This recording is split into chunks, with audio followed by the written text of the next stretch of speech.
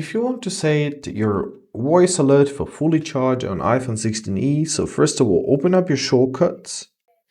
Here they are. All right, now let's choose automation and let's press new automation. So here's our personal automatations. Great, now let's scroll down and find our battery level.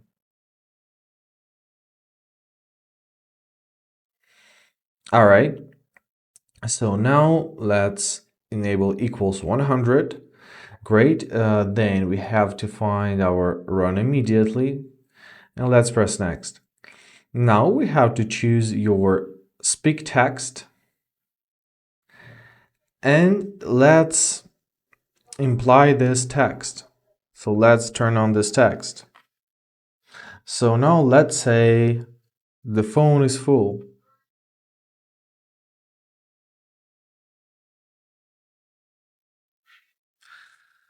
Press done. The phone is full. Great. Now let's press done here. And there you are. Now, anytime when our battery level will reach 100%, our phone will say that the phone is full. And basically that's it. I hope this video was helpful. Thank you so much for watching. Have a great day and please consider subscribing to our channel.